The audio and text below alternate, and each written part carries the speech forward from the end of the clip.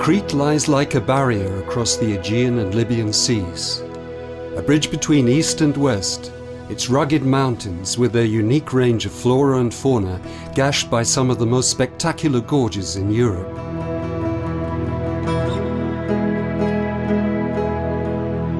An island steeped in history and cultural tradition. The birthplace of the first European civilization and of its most ancient myths.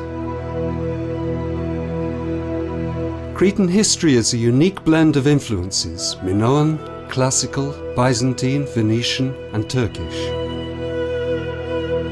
Independence and union with Greece added yet other elements. In the city's neoclassical architecture, European dress and style of living.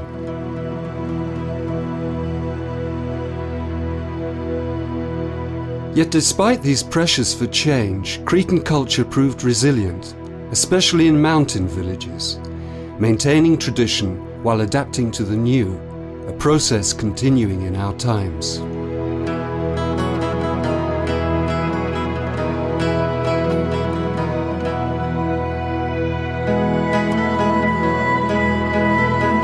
Western Crete is dominated by the mass of the Lefka Ori, shining with summer light and winter's snow, giving them their name, the White Mountains. To the north, hills recede in waves towards the coastal plains, but to the south, mountains rise sheer from the sea. Rain and meltwater from the high peaks feed huge underground stores of water that break out in springs in the foothills, feeding streams and lakes, making this the greenest part of the island.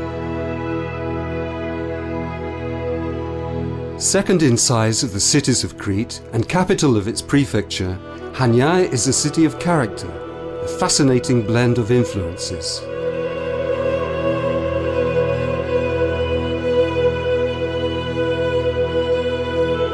It is also a thriving modern city with a rich cultural life, connected through its port at Souda and the airport on the Akrotiri with international destinations. With its mild climate, healthy diet and abundant opportunities for sports and outdoor activities, Crete is an ideal place for the development of new forms of tourism, away from the coasts and the crowds. A tourism in harmony with nature.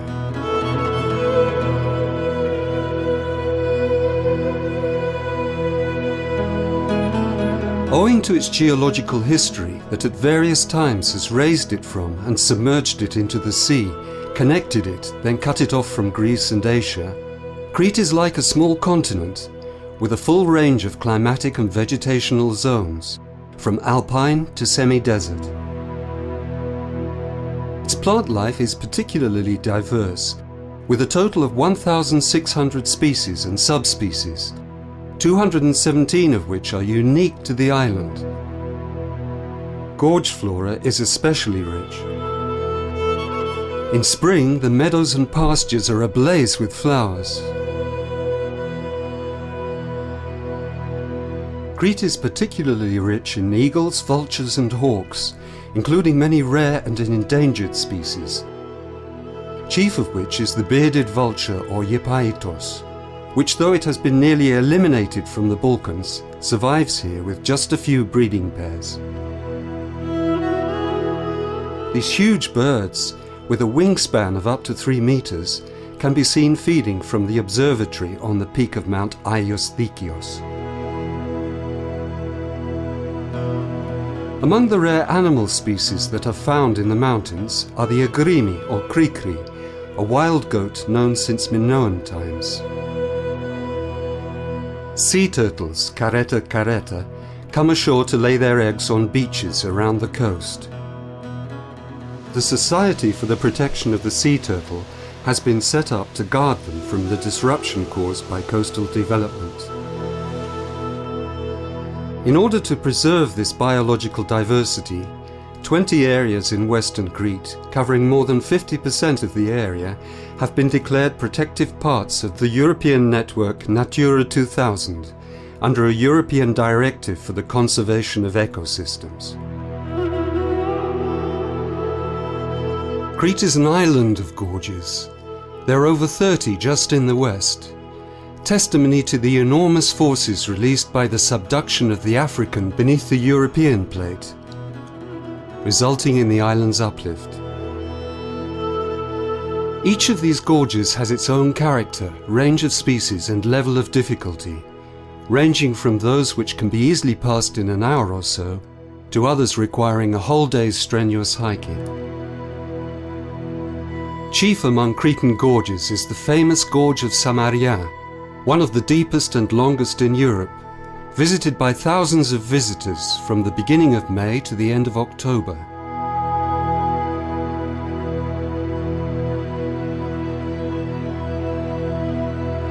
Another distinctive feature of the island are the mountain plains, of which there are about 25, including that of Omalos, at a height of just over 1,000 meters, and Askifu, route centers for walkers.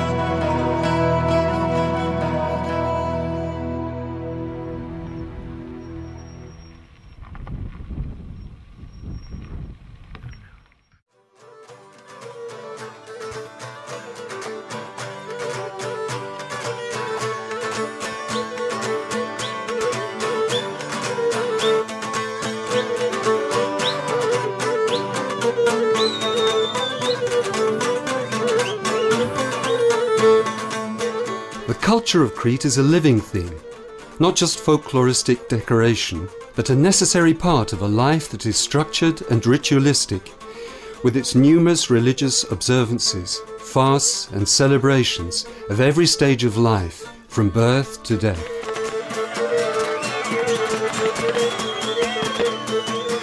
Dances range from the dragging sirto to the energetic pendozali, which may well have its roots in ancient warrior dances.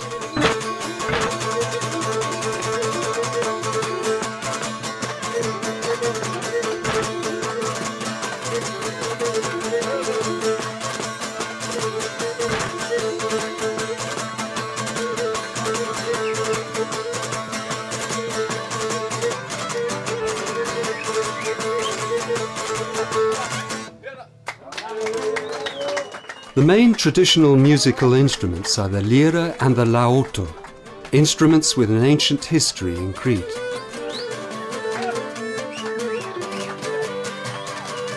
The lyra is an ancient Eastern instrument which came to the West in the 9th century through Byzantium and was brought to Crete in the 10th century by the Arabs, becoming widespread throughout the island owing to its relatively simple construction.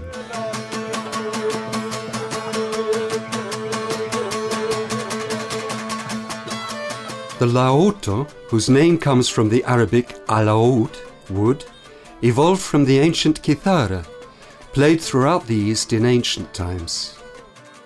Believed to have been brought to Crete in its present form by the Arabs in the 16th century, it is a popular versatile accompanying instrument.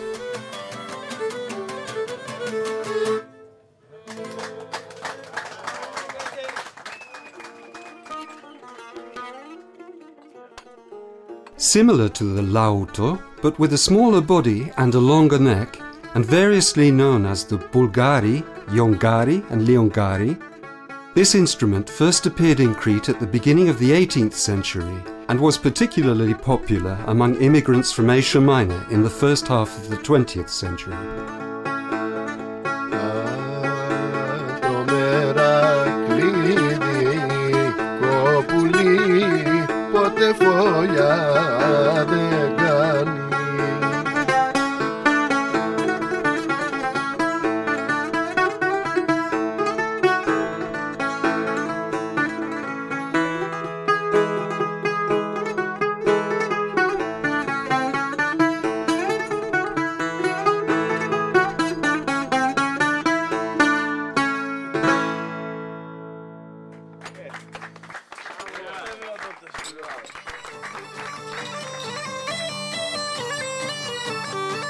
One of the most ancient traditional instruments of Crete, the askomandura, a goatskin bagpipe, was played here and in Western Asia from Roman times until the mid-20th century. It is now rarely heard.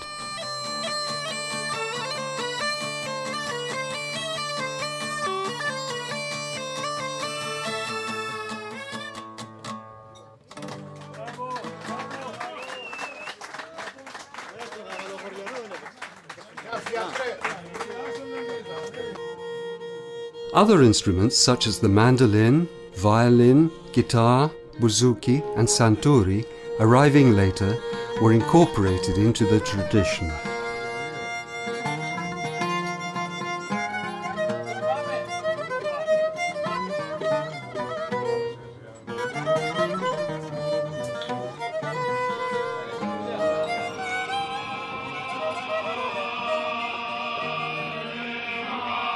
The songs are of two main types, resitica, which range from accounts of historical events to those accompanying the bridal procession, and mantinadas, short songs improvised within a set pattern.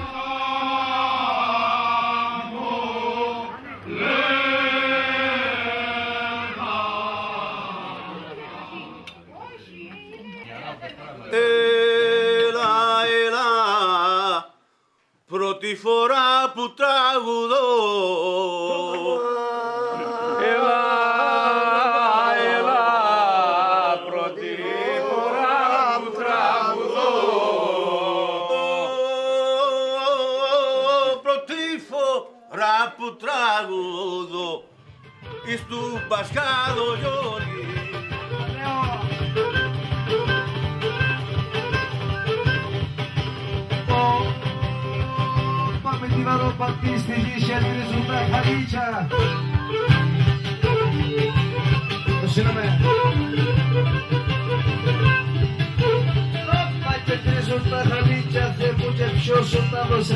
Almost every day of the year is dedicated to a particular saint and is celebrated by all those sharing that name.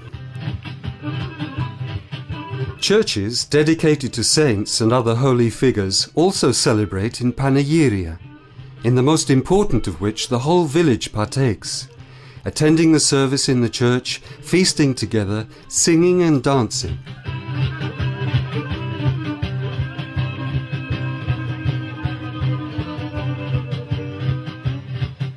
Easter is the most important celebration of the year, a spring festival rich in symbolism, coming after 40 days of increasingly strict fasting.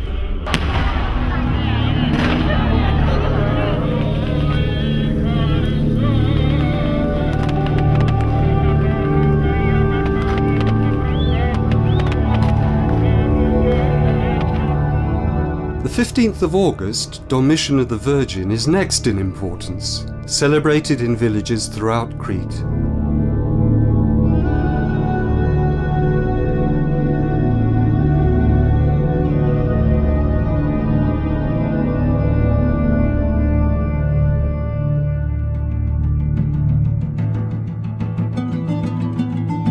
Locally, there are ceremonies of a unique nature, such as the blessing of the sheep in Asigonia, held at the Feast of St. George on the 23rd of April.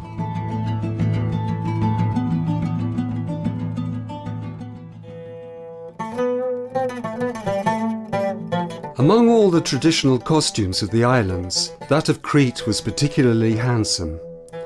For men, high black leather boots to protect against the thorny brush, baggy dark blue or black trousers, vraka, allowing freedom of movement, and a richly embroidered waistcoat. For women, a full skirt in broad folds down to the ankles and a waistcoat. For celebrations, the costume was more ornate, made of finer material in richer colours, beautifully embroidered and decorated with jewellery. There were three distinctive styles of women's dress from Eastern, Central and Western Crete.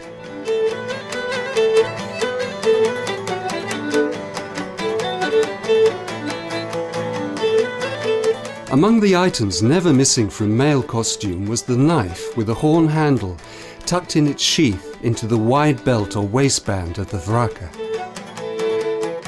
Knife making is still a living craft in Crete.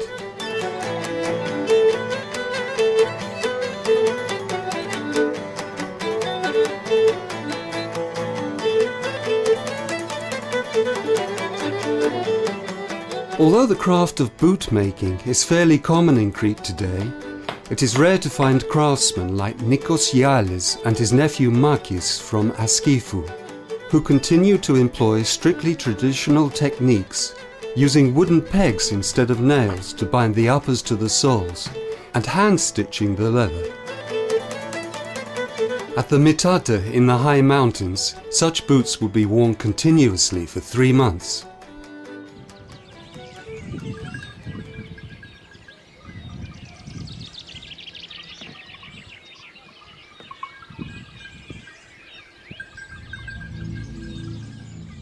Cretan village architecture is a product of the environment, climate, and the materials that are at hand. Villages are often compact, sharing walls and threaded by a maze of alleyways. Pitched, red-tiled roofs are common in rainy mountain regions, flat ones in drier areas. Two distinctive features are the arch, often lofty and graceful, and the courtyard, full of flowering plants, shaded by a vine or mulberry tree, and housing the beehive-shaped bread oven. Doorways, especially those of Venetian houses, can be quite grand, with carved stone and woodwork.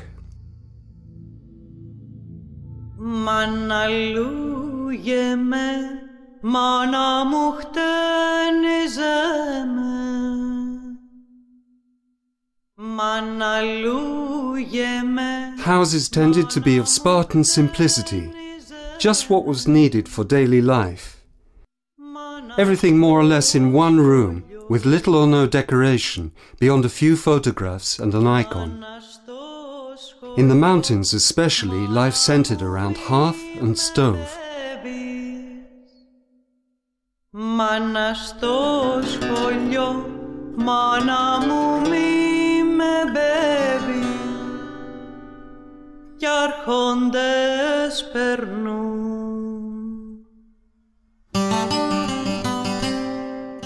Quite grand manor houses, with their walled estates, survive from the Venetian and Turkish periods, some of which, lovingly restored, house collections of implements, furniture and decorative art.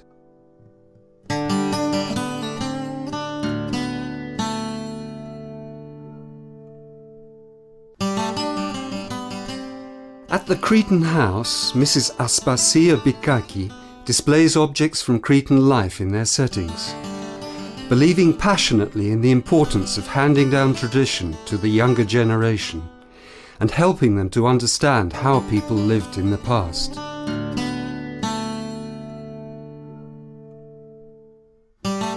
In order to bring the past even closer to people, Mrs. Bikaki is engaged in recreating scenes from her childhood in the village as she remembers it in her grandmother's time, embroidered with a wealth of detail, a labour of love.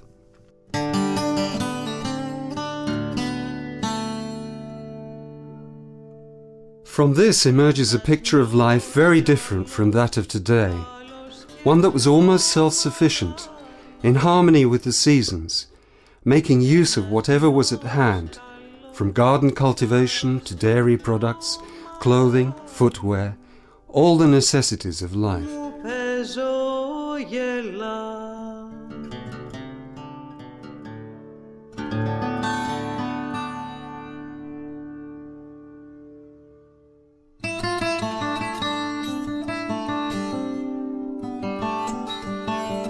Some of the skills that the women of the house were expected to cultivate were embroidery and lace making, something seen quite rarely now, but common just a few decades ago, the skills passed on from mother to daughter down the generations. In addition, many houses had looms for weaving woolen cloth for clothes and fabrics.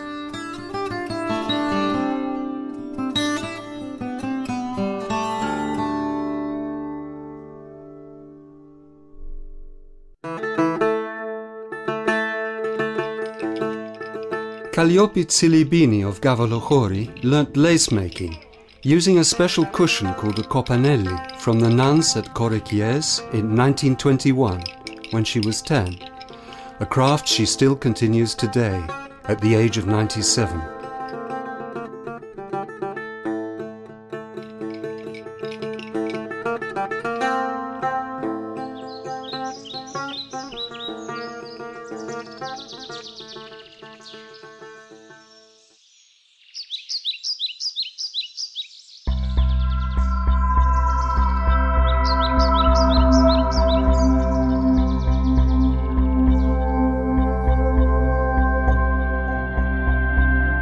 At the Arts Village close to Chania, the visitor can see a whole range of arts and crafts, including museum replicas, stained glass and clay sculptures.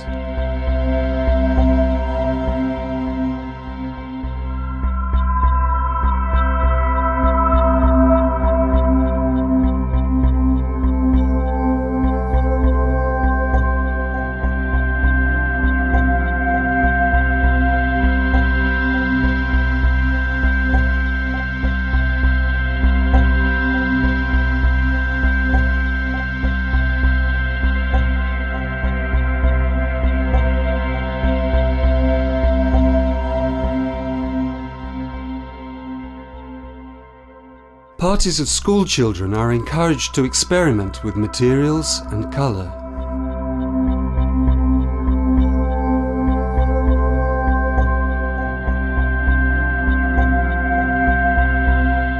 Jewellery making thrives in Chania, both innovative and traditional in design.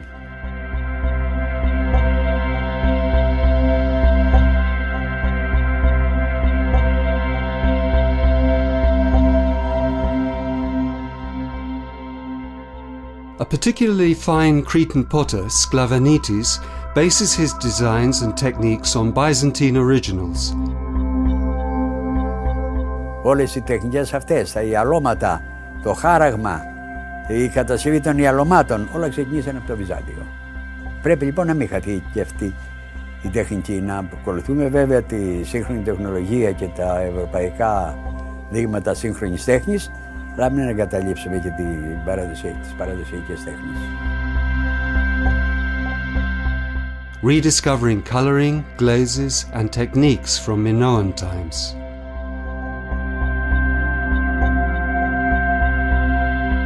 Μάλιστα εδώ στην Κρήτη που μπορούμε να πούμε ότι είναι η μάνα της κεραμικής. Γιατί από το 6.000 χρόνια π.Χ. ακόμα έχουμε κεραμικά, δηλαδή πιο παλιά από τη Θεσσαλία, πιο παλιά από το Αιγαίο. Έχουμε αξιόλογους κεραμίστες που παίρνουν μέρος σε διεθνείς εκθέσεις, με βραβεία, με διακρίσεις, άτομα καλλιτέχνες με φαντασία, με ταλέντο, που έτσι έχουμε ελπίδες ότι δεν θα χαθεί ποτέ η κεραμική στην Κρήτη και θα προχωρήσει πάντοτε πάνω σε σύγχρονη τεχνολογία και εισάξια της ευρωπαϊκής κεραμικής.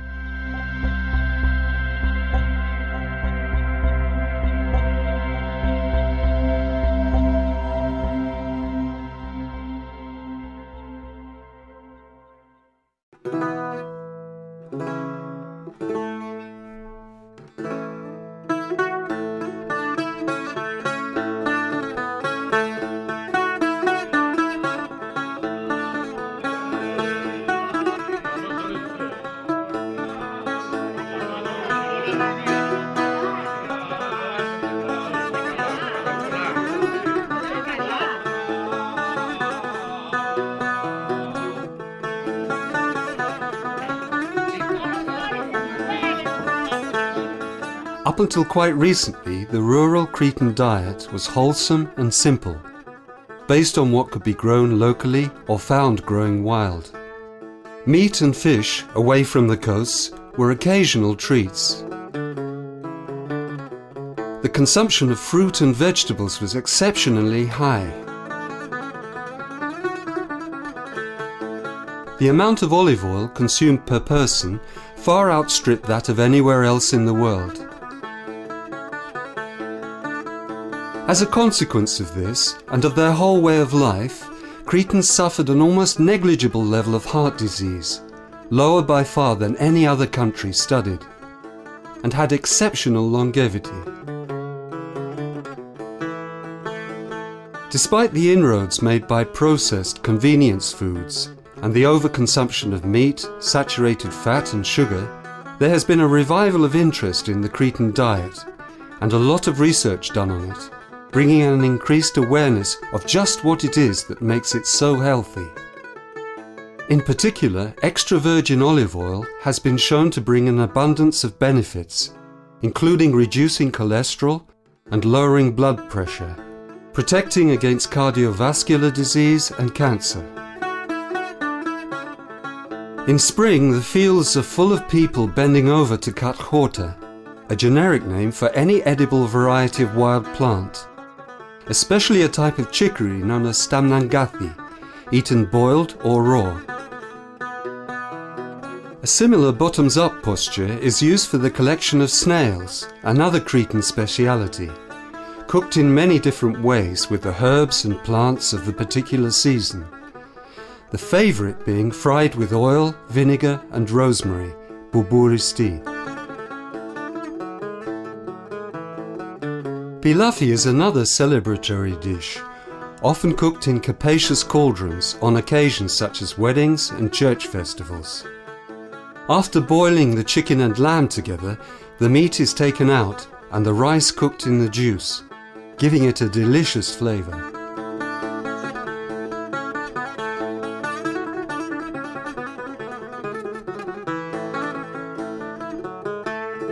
Cheese, produced from the milk of sheep and goats which graze freely on the wild plants of the hills and mountains, plays an important part in the Cretan diet.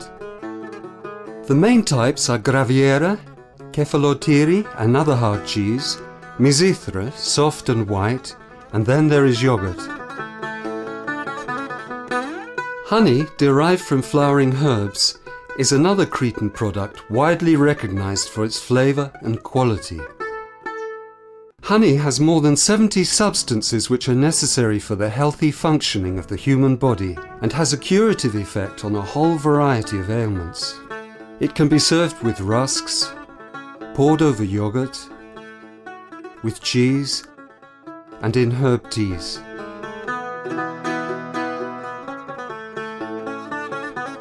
Cretan house wine can be an acquired taste for those accustomed to standardized varieties.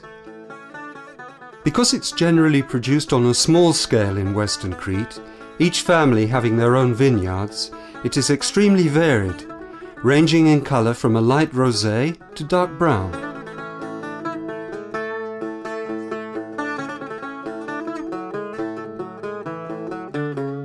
Alcohol is generally consumed socially and as an accompaniment to food.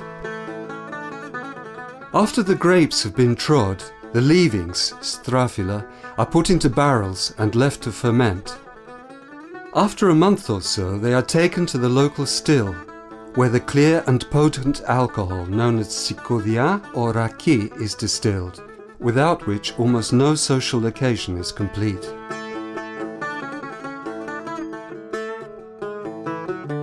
Knowledge of the nutritional benefits and health-giving values of herbs and wild plants is still widespread in Crete, a knowledge handed on from generation to generation.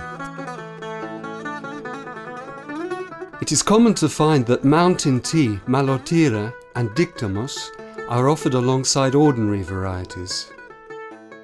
Herbs, including oregano, basil, thyme and rosemary, are essential for Cretan cooking.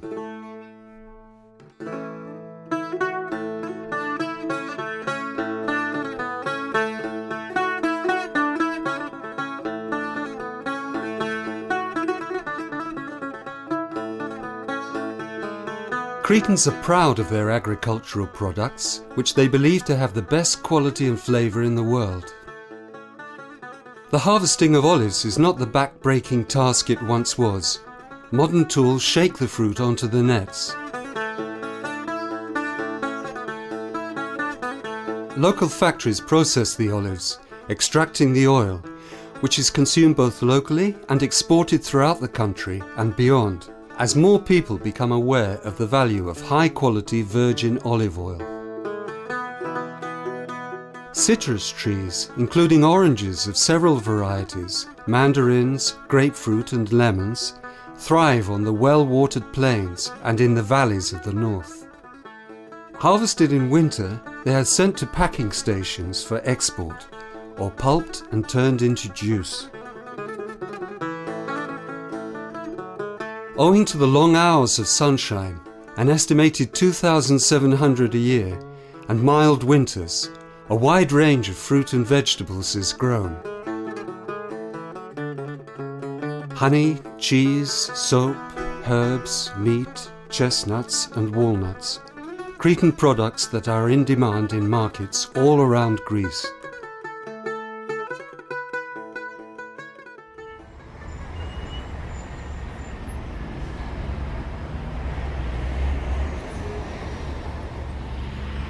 As the pace of modern life increases, so do people become more aware of the need to reconnect with natural rhythms through contact with the environment and the slower pace of rural life. Alternative tourism differs from mass tourism in that it is small in scale, locally controlled, and aims at the conservation of biological and cultural diversity, encourages sustainable development, reinvigorates rural communities, provides new markets for goods, opportunities for employment, and incentives and funding for the restoration and conversion of property. Conferences organised by such institutions as the Orthodox Academy of Crete, the Mediterranean Agronomic Institute, the Centre for Mediterranean Architecture, and the University of Crete often focus on these environmental and conservation issues. The two main forms of alternative tourism are eco and agro-tourism. Although they have much in common, ecotourism is concerned with the natural environment, including rambling, mountain walking, and specialized tours to observe wildlife, flora, or geology. While agro-tourism enables visitors to participate in the functioning of the place they visit, feeding animals, preparing food, planting and harvesting crops.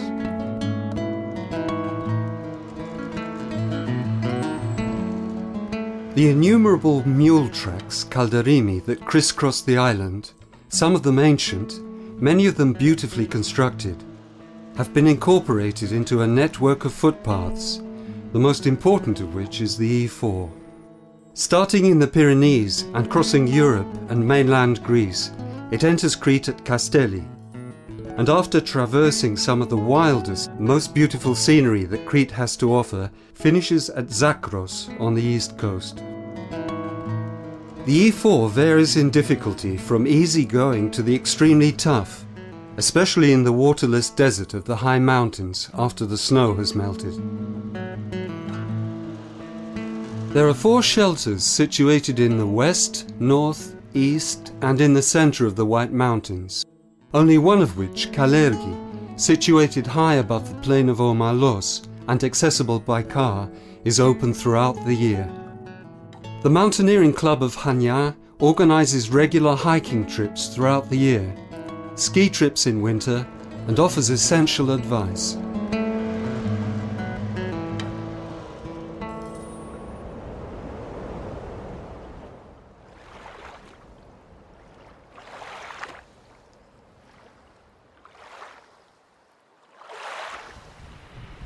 After the long summer, day after day of settled sunshine and heat, change comes to Crete, the transition to another season. Almost overnight, the beaches that were crowded with holidaymakers are almost empty. Ferry boats and airplanes are full of people returning to work or school.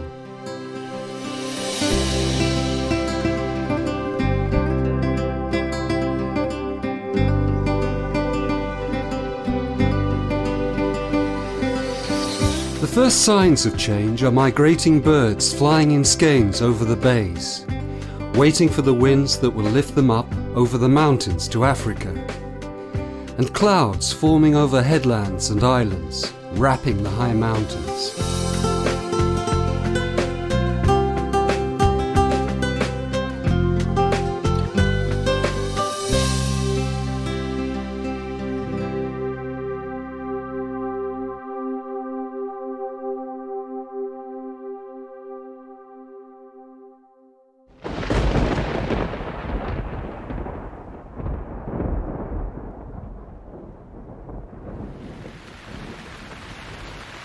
Rain has washed away the dust.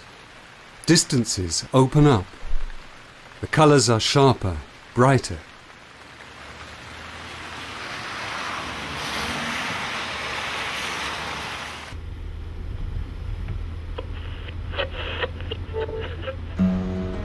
Dormant seeds sprout.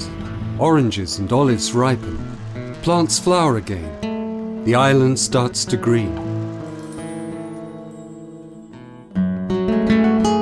For most, a return to the routine of everyday life after the relaxation of summer. For some, though, a time to be active and explore.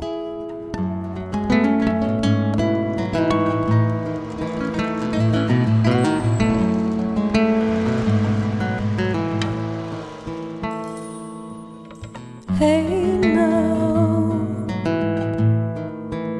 where do you go? So today I start my holiday in Crete. No more timetables, just me and the bike and the island, exploring and writing. What do you know?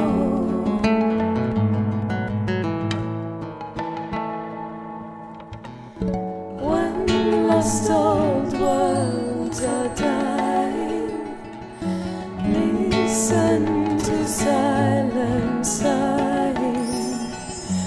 When falling stars are crying, say,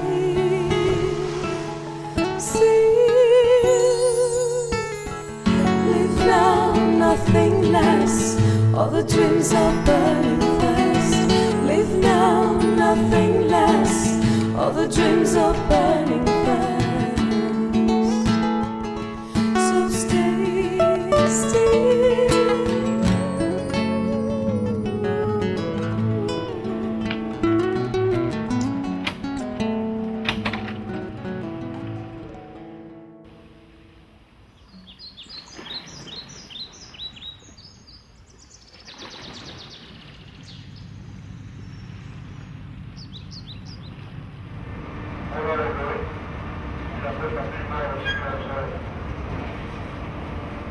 Νιώθω ότι το χώμα του νησιού με υποδέχεται, όπως κάθε φορά. Μια ζεστή, φιλική αγκαλιά ξυπνά έντονες μνοικές μνήμες που φτάνουν στο τώρα. Συναντώ την απλότητα και η ανησυχία της πόλης ξεθοριάζει μέσα μου. Κάθε χρόνο το καλοκαίρι περνάει σαν μπόρα πάνω από το σώμα της Κρήτης. Οι πρώτες βροχές την ξεπλένουν, αφήνοντάς την και πάλι απάτητη.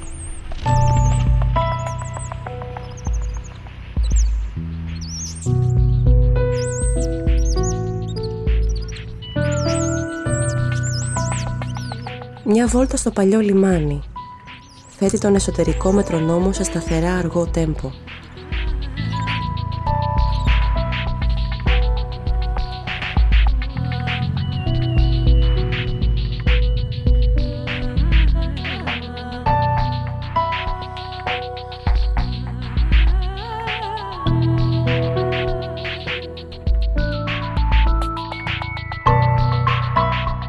Το άνοιγμα της θάλασσας πέρα από τα τείχη. Ο φάρος σαν οφθαλμός. Μια τσικουδιά σε ένα από τα σοκάκια της παλιάς πόλης.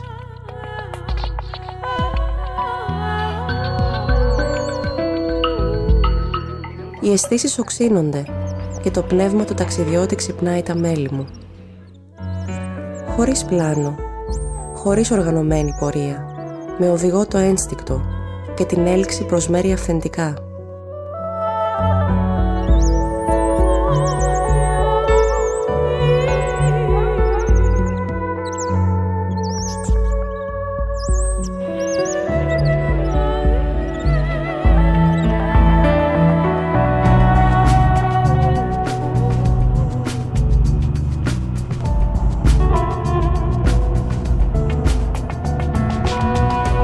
Το όχημα ελήξεται σαν ορθογώνιο ερπετό στις απότομες στροφές, αποκαλύπτοντας μπροστά από τα ζαλισμένα μου μάτια εικόνες της φύσης που εναλλάσσονται.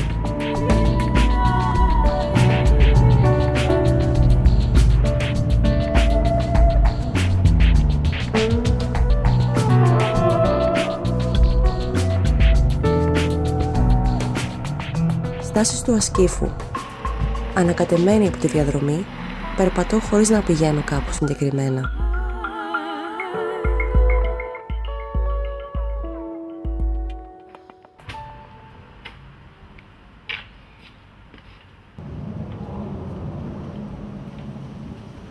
This morning, full of energy and fooled by the map, I cycled the zigzag up the ridge behind Chania to Malaxa. The last, steepest section nearly killed me, but the views were incredible.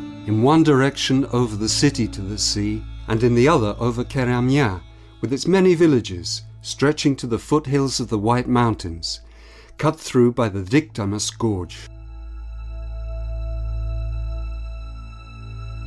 Close to Chania in terms of distance, but a world away from it in time.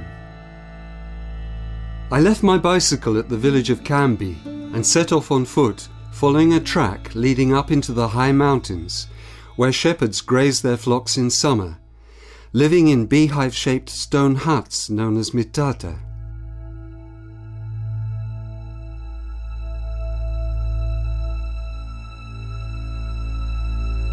It was a stiff, steady climb up to the mountain hut of Volikas, but worth it to experience the atmosphere of the high mountains. Sweaty and ravenously hungry at the end of a day of strenuous walking and cycling, I had a feast and some excellent wine at a taverna in Psychropigadi.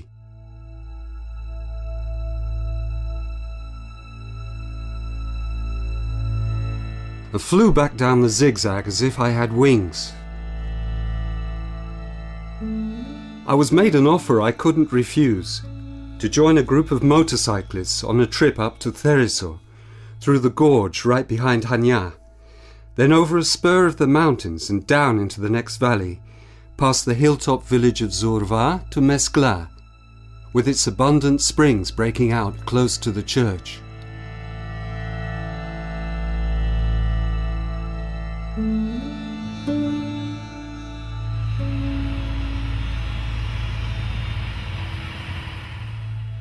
An exhilarating ride in good company.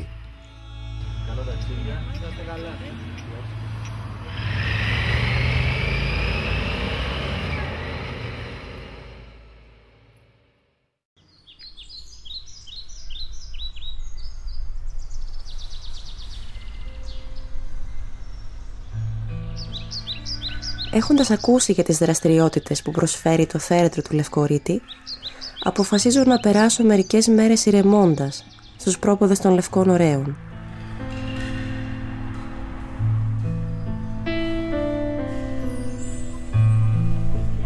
Ο ιδιοκτήτης του κέντρου με υποδέχεται θερμά και μου εκθέτει όλο το φάσμα των επιλογών ενός επισκέπτη. Περίπατο στα βουνά, άσκηση σκοποβολής, ελεγχόμενο κυνήγι, ποδήλατο βουνού.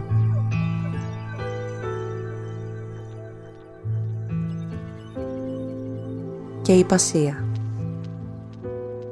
Στο ιππικό κέντρο, μόλις λίγα μέτρα μακριά από το όμορφο δωμάτιό μου, έρχομαι σε επαφή με αυτά τα υπέροχα χαρισματικά ζώα. Μια μοναδική ράτσα στην Ευρώπη, τα κρητικά γεωργαλίδικα άλογα, που χρησιμοποιούνταν παλαιότερα αποκλειστικά για τη μεταφορά ανθρώπων.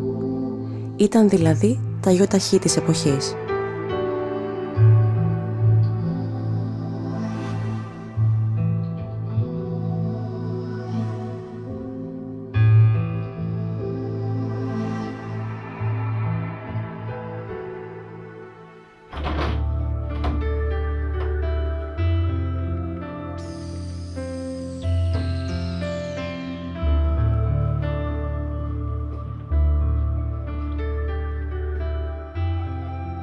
Το επόμενο πρωί ξυπνάω γλυκά, περιτριγυρισμένη από τη φύση, και σιγά σιγά προετοιμάζομαι για την εξόρμησή μου στα βουνά, ακολουθώντας το ευρωπαϊκό μονοπάτι Ε4.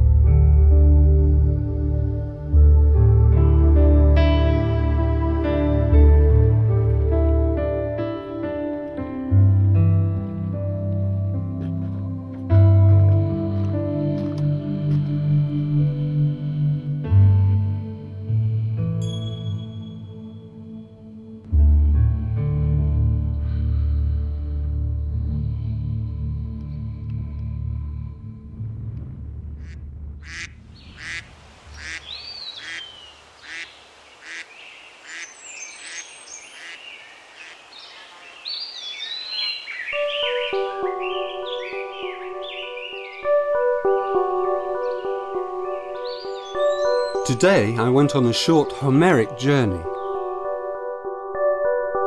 It started at the holiday centre of Platanias, opposite the island of Thothorou, which myth says was once a great whale and her calf turned into stone by Poseidon to prevent it from ravaging Crete.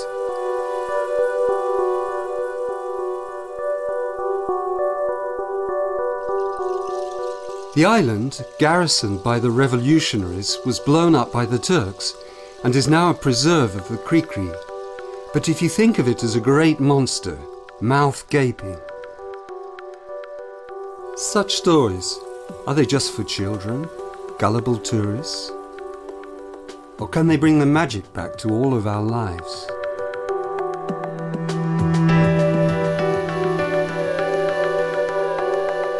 Leaving Platanias behind, I found myself in the green valley of the river Crete, with its many small villages, neat market gardens and tiny churches. What if the Crete really was the river Iardano, mentioned by Homer?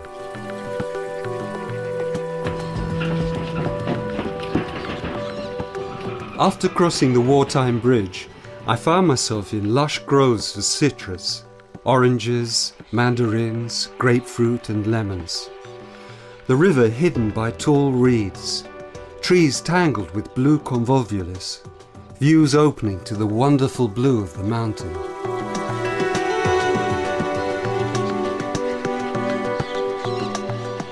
At Lake Aya, a good rest, calls of water birds, sighing of the wind through the reeds.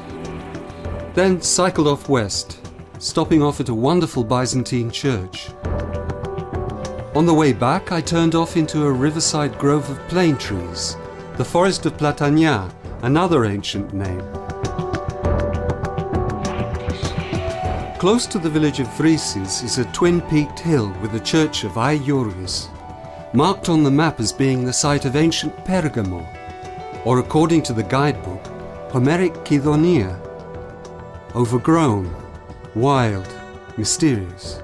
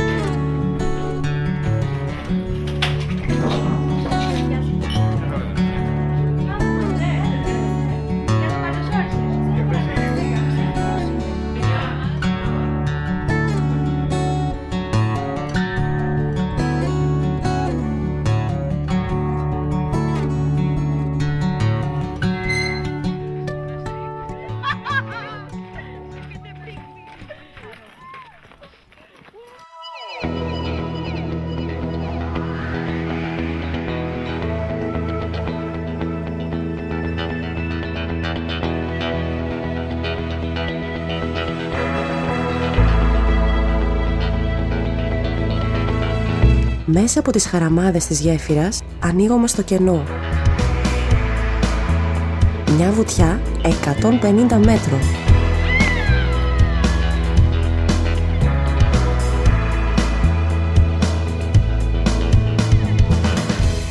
Μόνο ο Θανάσης, ο θαραλέος της παρέας, την επιχειρεί. Έχεις το νους ότι πέφτεις στον αέρα, παιδί μου. Γεια σου.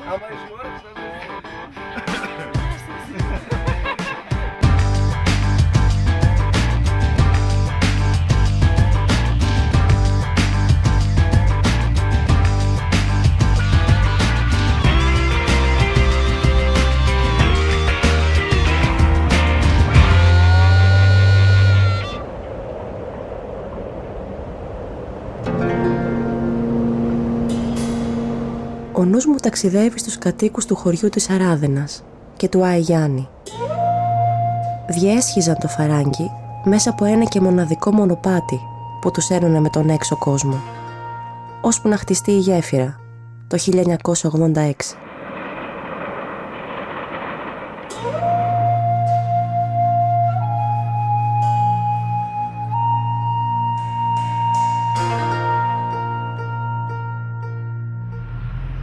Today I started to explore an area called Apokoronas. Simple enough on the map, but actually quite complicated, with little winding roads and wave after wave of hills. Nearly every place I visited made its own particular vivid impression. The village of Macheri, picturesquely sited beneath a cliff in a wooded valley, where I made the mistake of playing football with some little kids who thrashed me. I must be the worst goalkeeper on earth. The road into Armeni, cool in the shade of eucalyptus trees, where springs of deep blue water bubble up from the roots of plane trees. The abundant springs, Byzantine church, and the fossilized skeleton of a pygmy elephant at Stylos. A bit further on, a Minoan settlement and a really impressive Minoan tomb.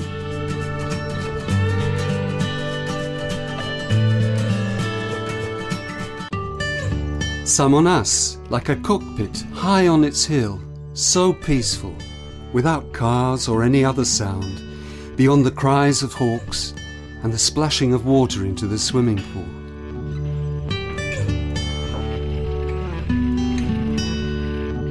The wooded valley of Kyriakoselio, with its architecturally perfect Byzantine church. Everywhere there were people only too willing to tell me about their villages and to offer help. Such stories, the war, battles against the Turks, revolution.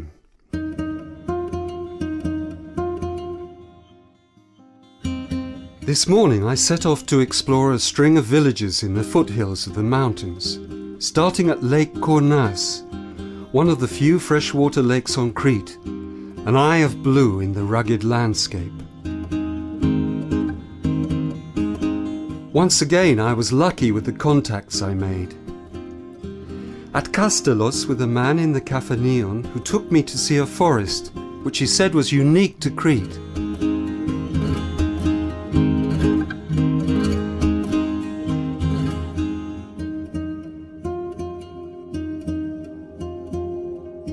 At Patima with someone else who showed me a ruined Venetian church.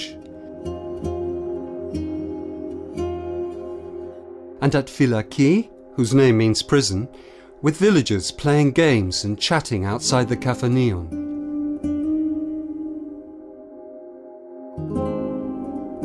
Down at the bottom of the village was a church with an unusual tombstone carved with worn double-headed eagles.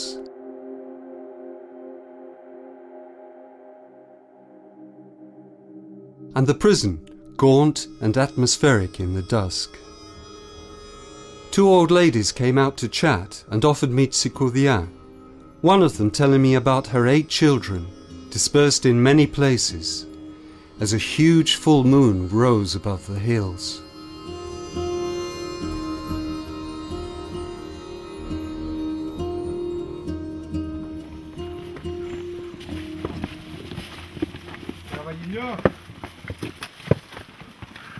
Κάτσουμε έξω. Όχι, όχι, καλύτερα δεν μας.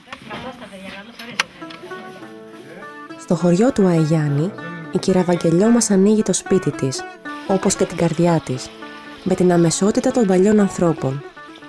Μια καθαρή ποιότητα ψυχής, που στις πόλεις έχουμε ξεχάσει.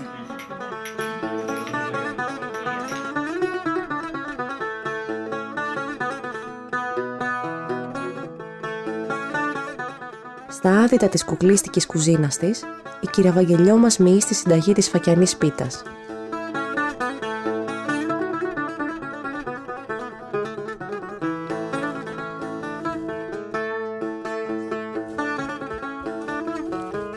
Συνήθως, όση ζύμη βγάλουμε, τόση πρέπει να είναι και η μυζήθρα που ετοιμάζουμε για την πίτα.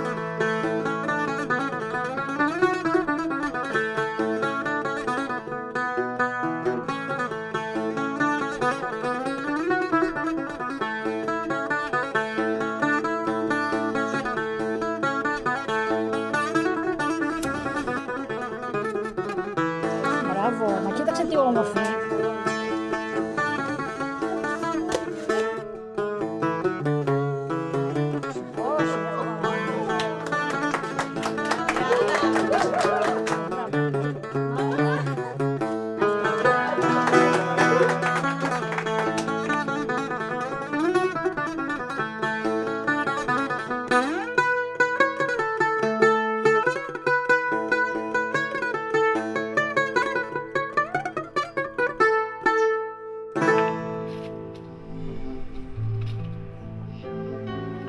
Arriving at Vamos, I went straight to a cafeneon in the old centre, with its balcony sticking out like a jetty, affording wonderful views.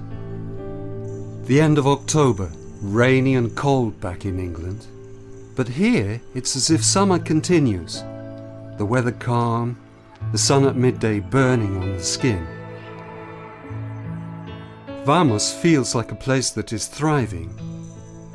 Not only foreigners but Greeks come here to spend free time or to stay for longer periods. Restoration has been sensitively done. All this was initiated by a group of local people who founded a company in 1995 to develop the town in an alternative way, preserving not just the buildings but customs, traditions, products and facilities that had been neglected. Taverna, cafeneon, shops, guest houses. That morning I took part in a grape harvest and treading, something I've always wanted to do.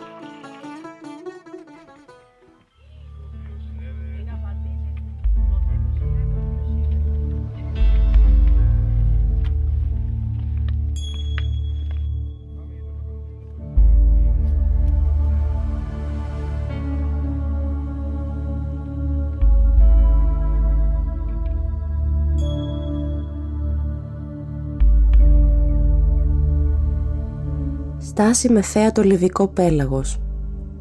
Το τέλος μιας υπήρου. Η υπόσχεση μιας άλλης. Μέσα από το βλέμμα του αετού, η αρχαία πόλη της Τάρα ζωντανεύει.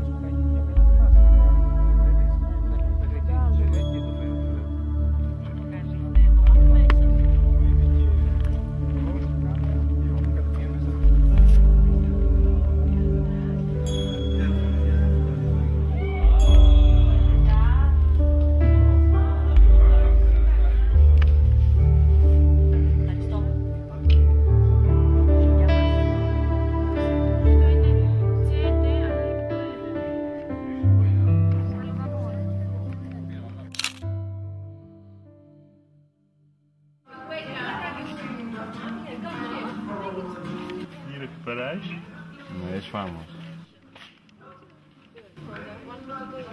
Γεια σας. Γεια σας.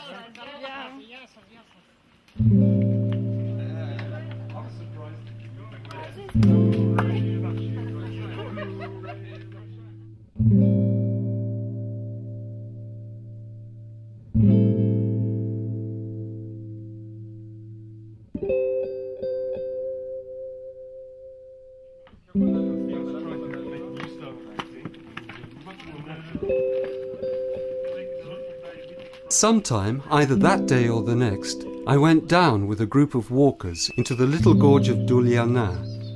Nothing grand, but magic, owing to the calmness of the weather and the richness of vegetation. Tall trees covered in creepers.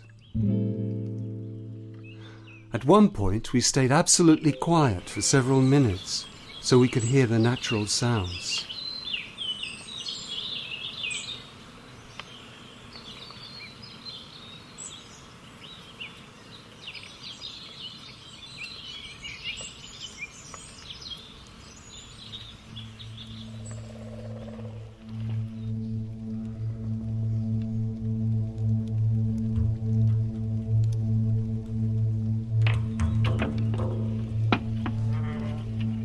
Then we reached a little church, a facade enclosing a natural cave in the creamy limestone.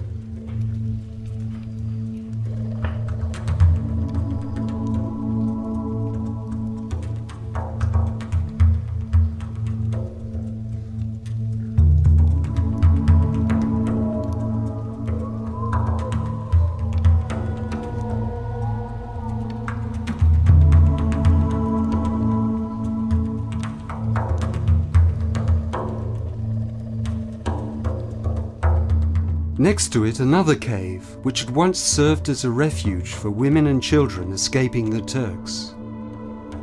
Very atmospheric.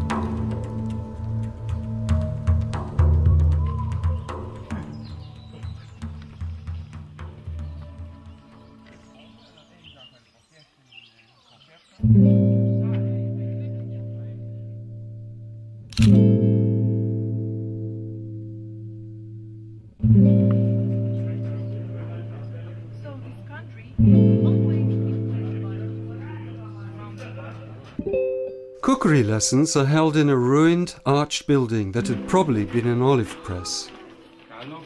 I was a member of a team of 6 or 7 people being instructed by a friendly, smiling woman who seemed to really enjoy her job. First we were taught to make dako, pulp tomato and soft cheese on round Cretan rusks, which was easy.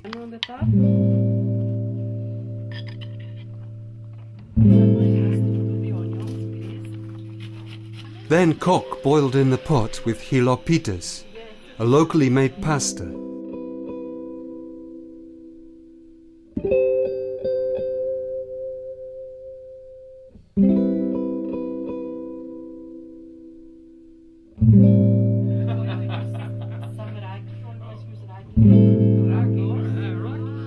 And finally kalitsunia, everything done in an unhurried way with plenty of conversation.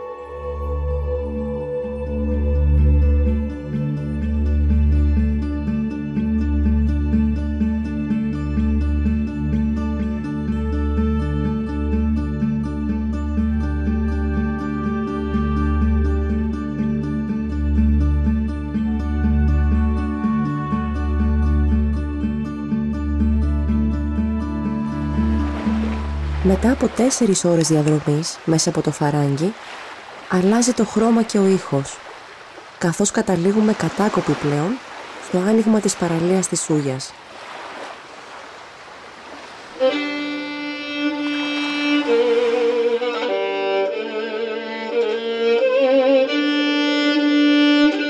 Coming from England, where generally things are gentler, softer, what strikes me about Crete are its contrasts.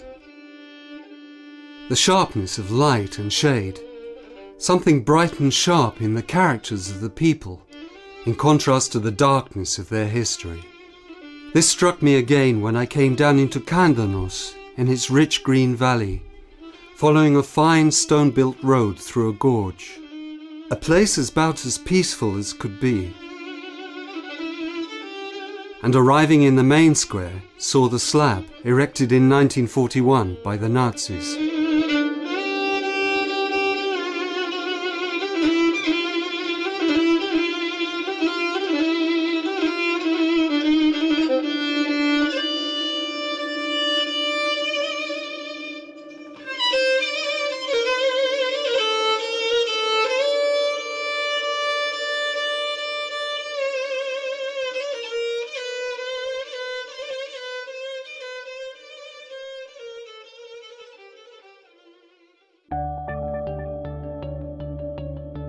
Έχοντας αποχαιρετήσει την παρέα, συνεχίζω μόνη μου τη διαδρομή προς την πόλη της αρχαίας Λυσσού.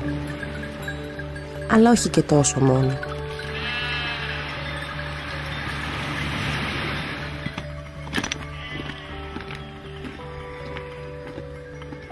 Δέντρα σαν στοιχειωμένες παρουσίες και πορτοκαλί βράχοι που μοιάζουν με γιγάντια γλυπτά συνθέτουν ένα μυστηριακό τοπίο. Τα κουδούνια των ζώων αντιχούν, πλέκοντας γλυκές μελωδίες που με χαλαρώνουν.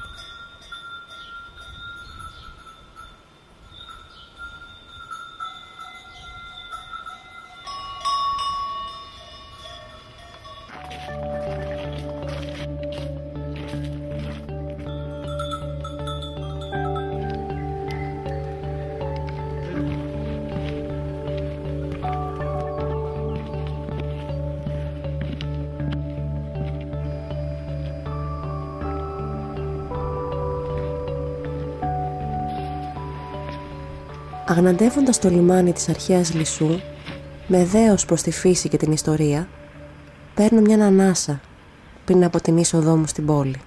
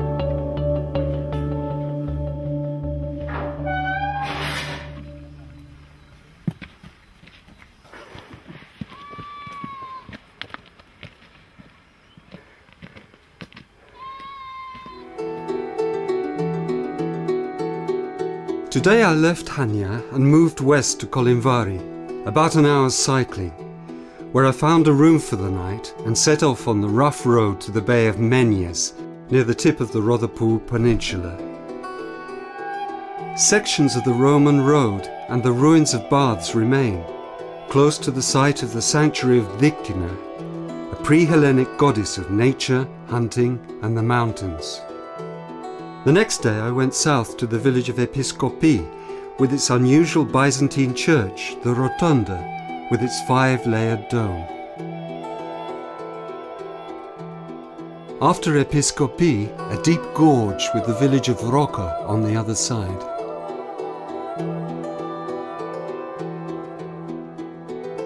At the nearby village of Vouves stands an ancient olive tree, perhaps 3,000 years old, which provided leaves for the crowns of victory for the Athens Olympic Games in 2004. Everywhere I go, away from the beaten track, I keep coming across people who are keeping the old crafts alive, such as at a pottery at Nochia, where I was shown portable wood ovens based on those used in Minoan times, and scenes of the potter's father and assistants throwing pots in their workshop, using the old kind of footwheel. It was at Nochia I was lucky enough to meet the local priest, Papagiannis, who showed me the church with its unusual double icon, one side dating from the 17th and the other from the 12th century.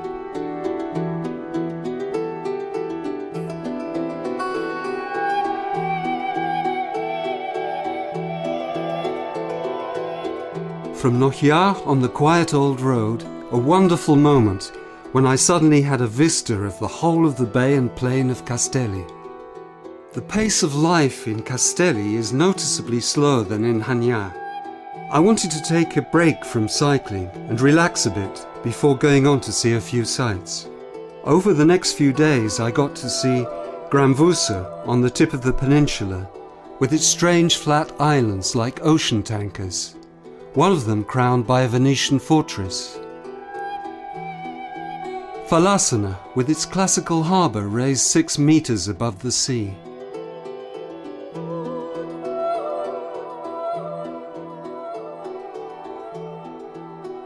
And Polyrrhenia, one of the main towns of western Crete in classical times. But after the buses, taxis and boats, I'm getting itchy. I miss my bike. I want to get to the centre of the prefecture, to end my holiday at the village of Milia, which I've heard so much about.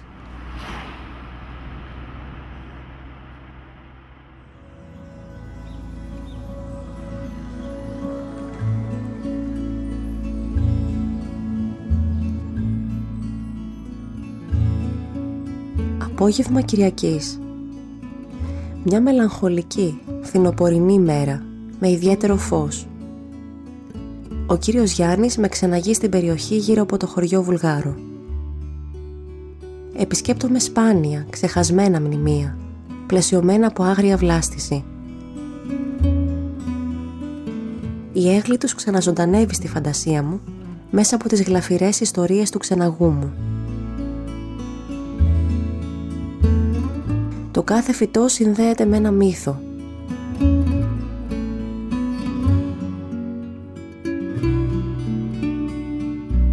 Το κάθε παραδοσιακό κτίσμα με χαμένα επαγγέλματα.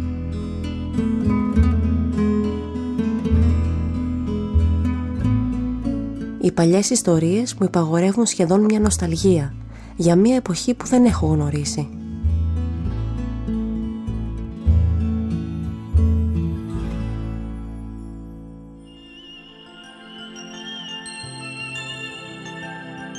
Crete is full of surprises.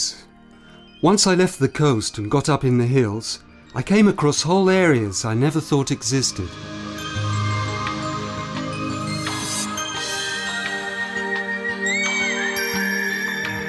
The first surprise was at Potamida, weird formations, whitish and crumbly, a miniature Arizona.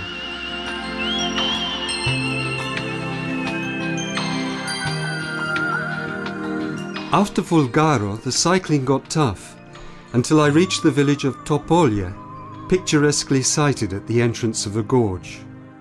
A great gash in the mountain. Here, at just the right place, was a spring of cool water. At a bend in the road just after Topolia, there are great views, back down the valley to the sea, and straight ahead into the gorge, with its perpendicular cliffs, caves, and tree-lined river running deep in its bed. From here it's a downhill run along a narrow road, winding along a ledge, diving into a tunnel, emerging into the light.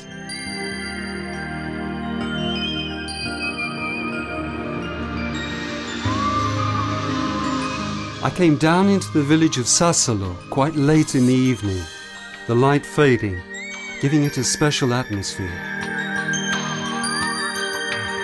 Though it is quite remote, it was good to see that the village is alive, people going about their tasks as I cycled through, a genuine Cretan village.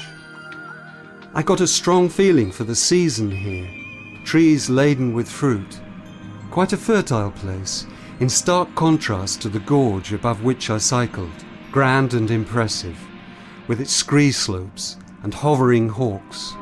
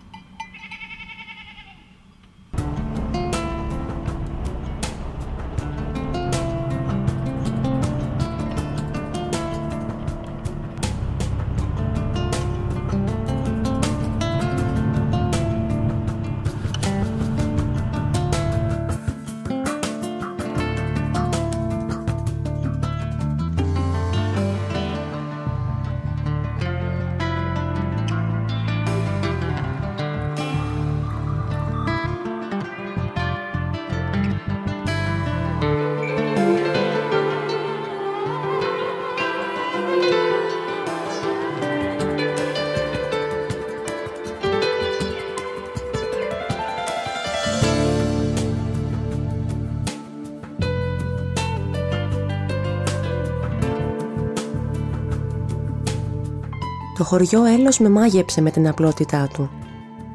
Είχα την τύχη να παραβρεθώ σε ένα παραδοσιακό πανηγύρι.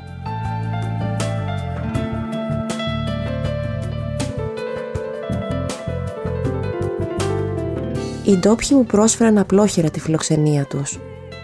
Όπως το θέλει η παράδοση, με κάλεσαν σε ένα σπίτι για καφέ και γλυκό, όπου μου μίλησαν για το χωριό τους και για το ρόλο που έχει παίξει στη ζωή τους η παραγωγή του καστάνου.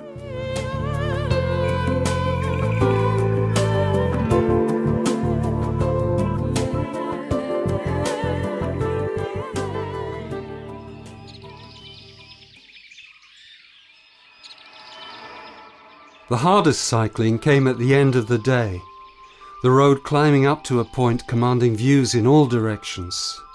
Hot and sweaty, I coasted down into Milia, its 12 houses scattered among oak and chestnut trees in a green valley, hidden from the world.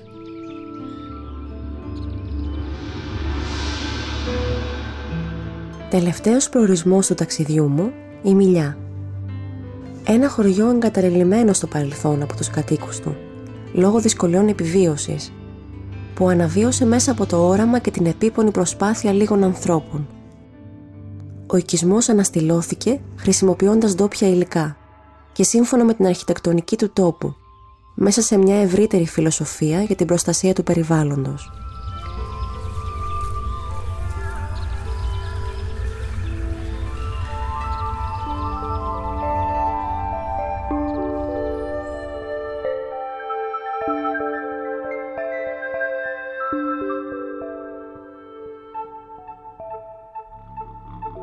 Για λίγες μέρες θα έχω την ευκαιρία να ζήσω όπως οι παλαιότεροι άνθρωποι, χωρίς πολυτέλειες, απλά, μόνο με τα απαραίτητα.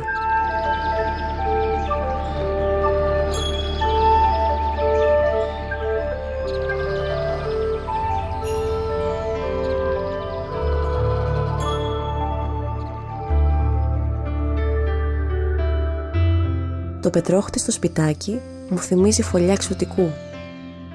Ο Γιώργος, ένας από τα βασικά στελέχη της προσπάθειας, με συναντά για να μου μιλήσει για τον κύκλο ζωής στη Μιλιά. Διατηρούμε τον κύκλο ζωής γιατί θα έλεγα ότι δεν πετάμε τίποτα. Τα υπόλοιπα της κουζίνας θα πάνε στα ζώα.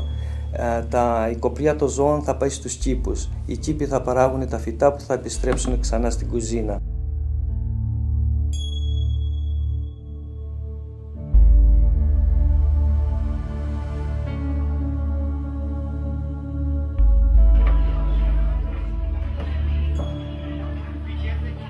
Ένας επισκέπτης θα μπορεί να μας ακολουθήσει, να παρακολουθήσει τις ασχολίες του τόπου εδώ. Θα μπορεί μαζί μας να φτιάξει τα ζώα, να δει τα ζώα, να αρμέξει τα ζώα, να φτιάξει το γάλα μετά, μυζήθρα ή τυρί, ανάλογα την περίοδο. Θα μπορεί να έρθει στους κήπους, να ασχοληθεί, να σκάψει, να κόψει, να δει πώς ένα φυτό μεγαλώνει. Θα μπορεί ένα σχολείο να δει αυτό που δυστυχώς πολλά παιδιά δεν ξέρουν. Αν η ντομάτα, ας πούμε, είναι καλοκαιρινό φυτό ή φυτό του χειμώνα, γιατί στα σούπερ μάρκετ υπάρχει όλο το χρόνο. Να δει πώς είναι η μπάμια ή το φασόλι. Να δει πώς εμβολιάζουν ένα δέντρο. Να δει και να παρατηρήσει πράγματα και αντιδράσεις της φύσης.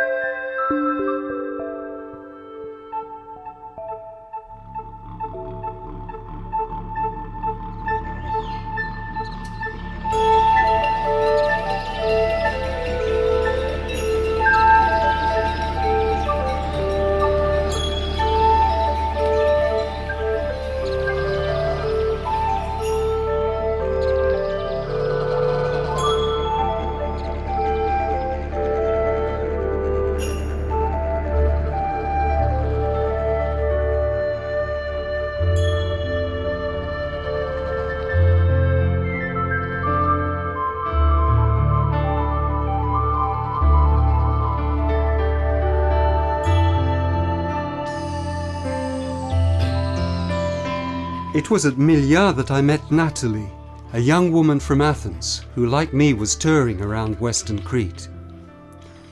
It was our diaries that brought us together. Γνώρισα τον Κλειφ, έναν Άγγλο ταξιδιώτη. Μοιραστήκαμε τις εμπειρίες μας από το ταξίδι μας στην Κρήτη. Αποφασίσαμε να ακολουθήσουμε μαζί τις δραστηριότητες που προσφέρονται στη Μιλιά.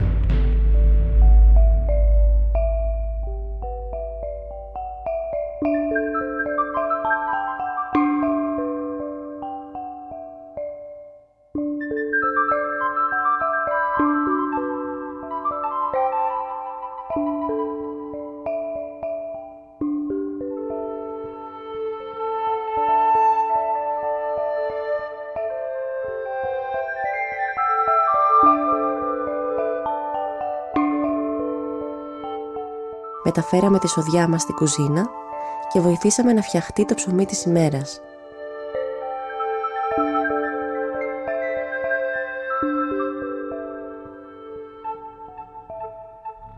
Made bread and climbed to the top of a neighbouring hill, from which vantage point could be seen the Bay of Castelli, gorges and hills to the west.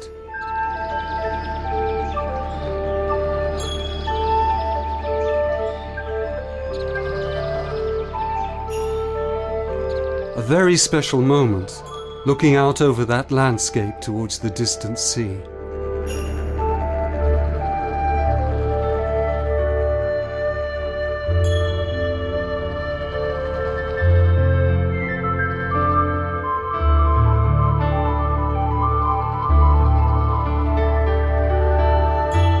Στο τέλος της ημέρας βρεθήκαμε στο μικρό θεατράκι. I got there first and started to do a Morris dance for my own pleasure, not thinking that Natalie would join in and that it would all be filmed, as it was, a mixture of English and Greek dance, Natalie dancing with an apple in her mouth. I very much enjoyed my stay in Milia. There was something warm about our welcome there, and the place was really peaceful.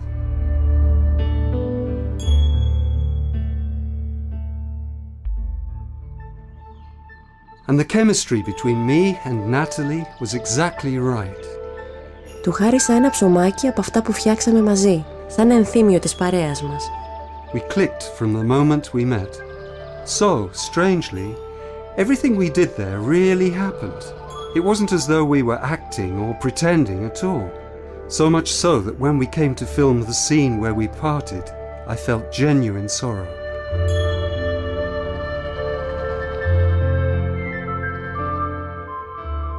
Όσον αφορά τον αγροτουρισμό, για μένα είναι ο τουρισμός του μέλλοντος. Γιατί είναι κάτι που συνεχώς αυξάνεται. Είναι κάτι που επιδιώκει και θέλει ο άνθρωπος να επιστρέψει κοντά στη φύση.